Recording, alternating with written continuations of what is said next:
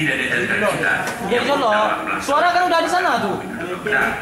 Dan itulah maka pelaksanaan harus laksanakan dengan benar dan sesuai aturan yang ada. Banyak hal yang beberapa hal pokok untuk melaksanakan ketentuan materi hukum itu. Pertama, hukum yang memang sesuai dan merupakan ketentuan yang dapat kita terima secara umum. Kedua, ketauladan. Ya, mungkin dulu melaksanakan hukum dengan betul. Apabila pemimpin yang ingin melaksanakan dasar hukum itu hak asasi manusia, maka pemimpin itu pula harus taat kepada hak asasi manusia. Tidak mungkin sebaliknya. Jadi yang pokok untuk bagi kita semua. Kedua, tentu pertanyaan pasangan nomor 2 dulu. Jadi satu pertanyaan baik ya Pak Jokowi dan Pak Yusuf Kalla. Pertanyaannya, dapatkah Anda sebagai calon presiden dan calon wakil presiden melakukan evaluasi kritis terhadap program-program kerja yang telah dilaksanakan oleh pemerintahan saat ini, dan apakah yang akan Anda lakukan selanjutnya untuk mempertahankan untuk hal-hal yang sudah dianggap berhasil, memperbaiki hal-hal yang Anda anggap belum terlalu berhasil, dan kemudian mengubah hal-hal yang belum berhasil. Kira-kira begitu. Saya persilahkan. tergantung pada pemimpinnya mau gaya apa.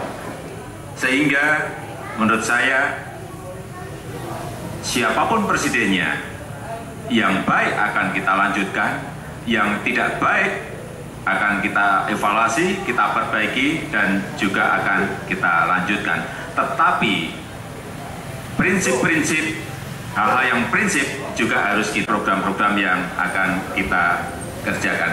Artinya kita tidak ingin meninggalkan rencana jangka panjang, rencana akhir yang nantinya akan dituju oleh bangsa dan negara ini, tetapi hal yang berkaitan dengan ideologi, target utama, tujuan berbangsa ini, dan prinsip-prinsip utama melaksanakan pemerintahan melaksanakan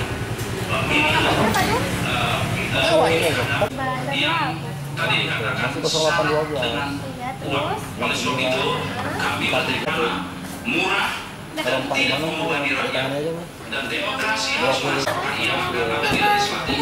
Apakah ia akan menjadi bupati, wali kota, gubernur, betul-betul dari rakyat untuk rakyat dan betul-betul menuju kepada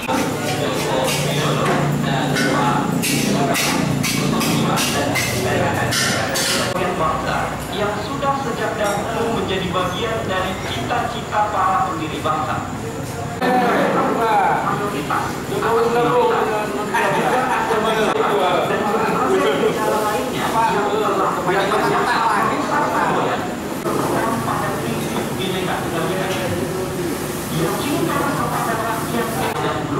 Dalam berjuang dan melakukan penegakan prinsip Bhinneka Tunggal Ika dalam masyarakat lain dari Indonesia. Terima kasih.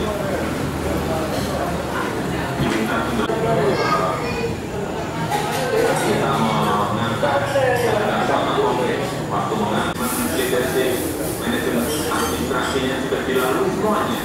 Kemudian ada yang sebagai orang warung mungkin untuk menarikan ya untuk tampil beda lah dari orang-orang yang lain ya kan, untuk pendatang bisa untuk melihat lebih jelas Tujuannya apa? ya, karena orang ini kan kita tahu ya kan, sementara yang pemilihan presiden ini orang ini kan membutuhkan untuk melihat siapa yang unggul ke depan nantinya kan, orang ini kan membutuhkan untuk ke depan siapa yang harus dia memilihkan ke presiden itu.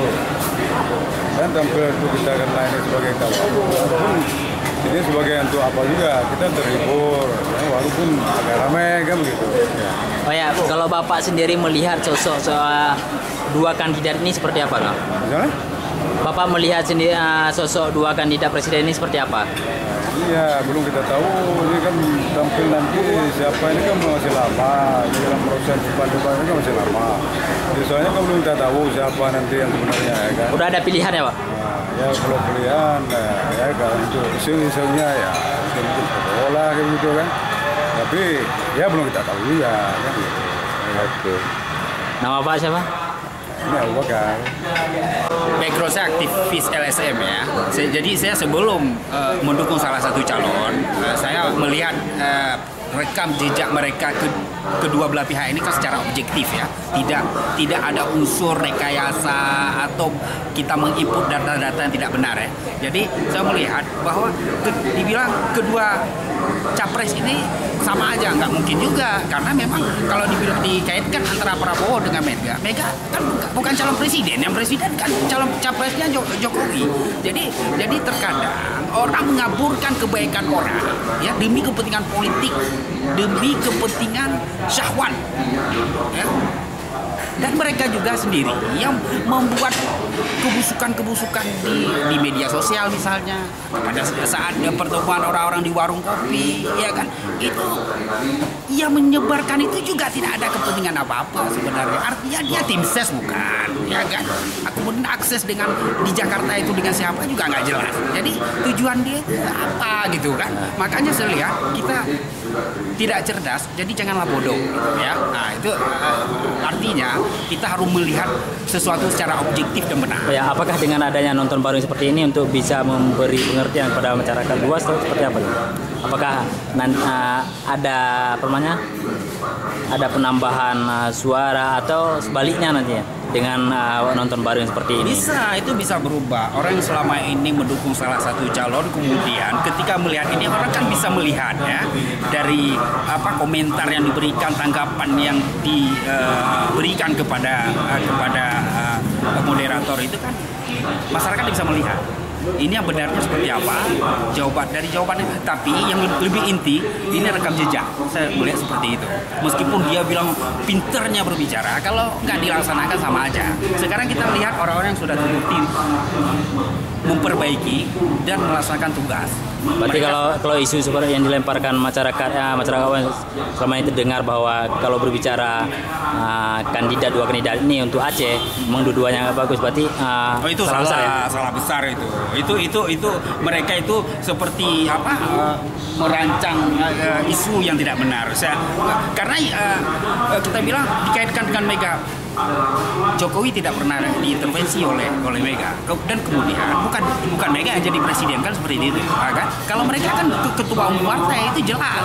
Dan kita, kalau saya tidak mau menjelekkan orang dengan status masa lalu ya, kita melihat masa depan dengan program-program mereka, begitu aja.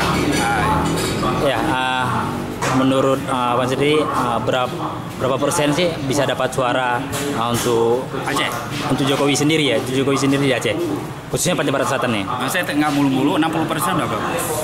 Aceh ya? Iya Aceh, 60% rata-rata udah bagus. Saya nggak mau bilang 80%, nggak mungkin, karena semua partai besar itu kan berkoalisi dengan Prabowo ya kan, itu pasti mereka bekerja, kecuali mereka nggak bekerja ya.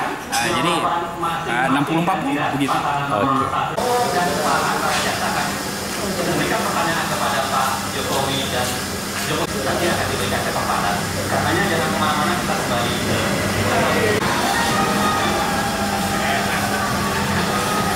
Bisa di DPR itu terjadi permainan yang lebih hebat lagi daripada masyarakat, sehingga kita harus menjamin kualitas kepada yang dipilih. Itu tujuannya harus kita pemilu begitu. Baik, terima kasih.